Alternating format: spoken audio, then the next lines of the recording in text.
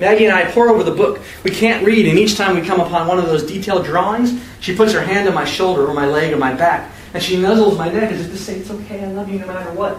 Each stab of affection tears down resolve. My wall of restraint, my mantras of hold, hold, hold. Everything solid, everything cool melts beneath the tapestry of naked flesh and intertwined bodies. The fantasy spins, escalating, sheening my skin with sweat until my bulbous penis takes over and powers through my pajama bottoms, tensing the fabric into a ridiculous wedge.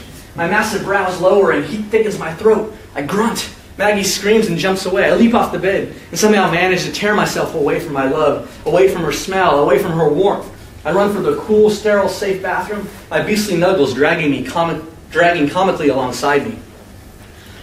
I keep telling her to go, but damn it all, she won't leave. My Maggie spends her days trying to solve the mystery of the musty old book and the black robes and her monkey boyfriend. And me? I drink whiskey and keep losing myself. It gets worse and worse, each day devolving, and worse. Less man, more animal, and worse. And it's harder and harder to maintain focus. Thoughts come and go, and I can't make sense of anything. One minute I'm thinking about David Cronenberg's The Fly, and how Jeff Goldblum falls apart, and how that's basically what's happening to me. How I'm a goddamn living horror movie. But then the next minute I'm overcome with an intense desire to eat. So I do. But when I'm eating, I can only think about eating. And when I'm around Maggie, all I can think about is fucking. And nothing sticks. So I ask her to leave. But then I forget. But still, I ask her every day, and every day she waves me off and cleans up after me and pretends I'm okay and keeps my refrigerator stocked with whatever it is I eat. I get frustrated and puff my chest and try to roar her away, but she stays on, encouraging, helping, trying to get me to leave the house so we can see a doctor. But I can't go out. Hell no. Pride and vanity muddle thought, but I don't give a fuck about that. Who cares? Not me. The animal brain pipes up. So good, let's go. But the savage mind doesn't just dream of going out so a doctor can tell me I'm beyond medical help. No. It wants out because it wants the world. Like the old me, like before love. It wants to consume and reproduce and leave its mark upon the world. I wanted to do it with a guitar. I wanted to do it with my smile and my voice and my entrepreneurial skills. This monkey motherfucker wants to do it by 8 procreation. Please, Maggie begs as she wipes my feces from the hardwood floor. You need help. I watch her as she scrubs my filth. Her love so strong it turns her aura to a brilliant gold. Suddenly I wonder where the ring went. I bought it an hour before I went to set up the most romantic date in the world.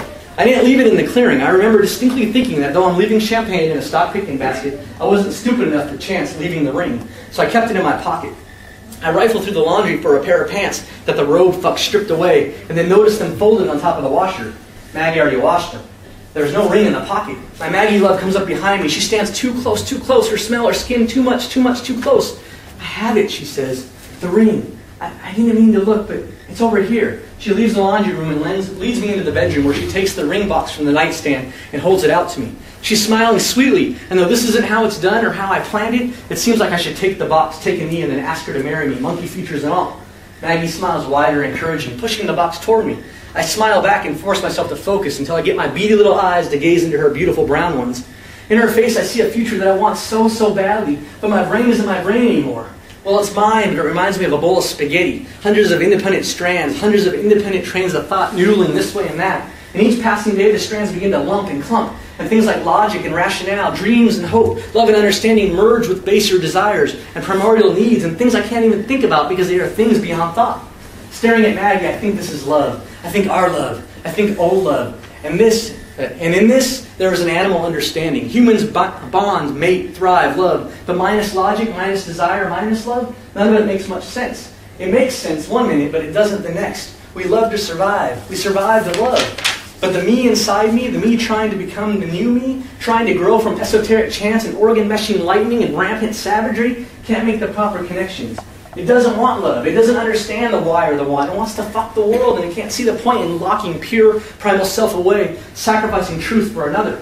It jitterbugs in my head, crushing the rationale to gray-green paste, and smears the inner walls of my skull with it. It envisions nothing but reshaping and restructuring this world of thought-heavy humans, using that gray-green paste, lubricating my change machine, spreading foul seed. I wince and swallow and look away. Maggie keeps trying to meet my pinprick eyes, but they won't rest. They jump from the corner to corner of the room, fearing walls and plaster and stucco and wood and wires, fearing human invention and ingenuity and messy feeling. The only emotion that makes sense, hate, its enforcer rage, wells like a wave gathering momentum. At the same time, my sex begins to harden, and gray-green swells course the spaghetti strands of my mind. A guttural howl gathers in the pit of my stomach and explodes from my throat. Riding sound, I knock the ring back box for Maggie's hand and grab her by her skinny shoulders with my ridiculous hands. She lets out a yelp and begins to protest, but I throw her on the bed and mash her face with a gargantuan right hook.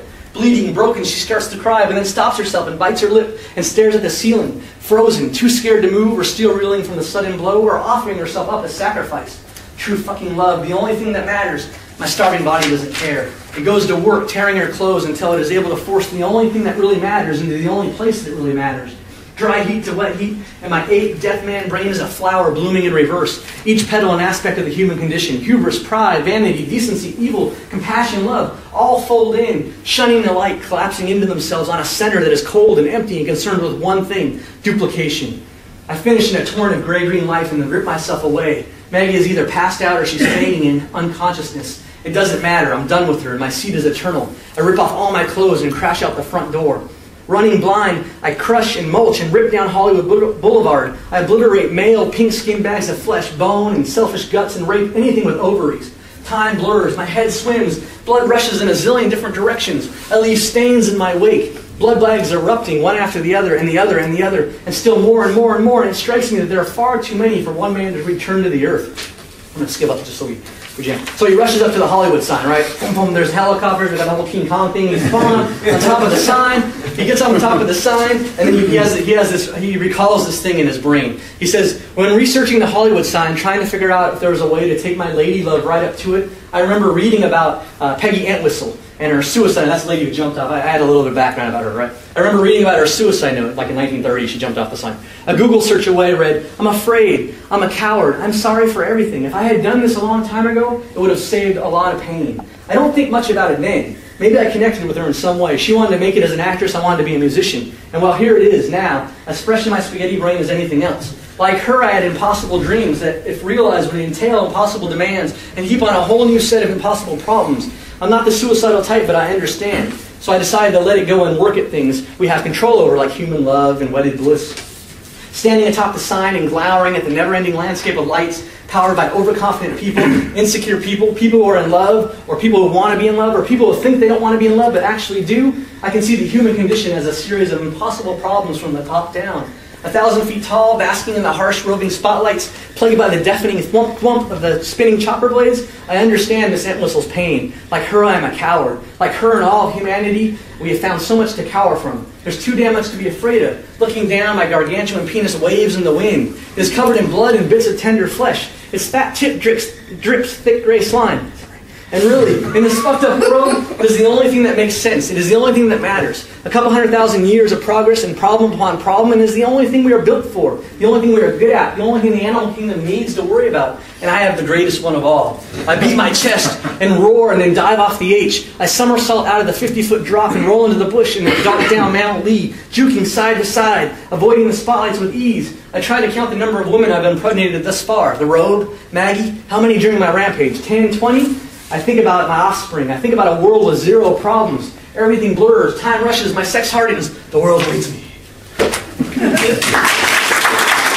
Thank you.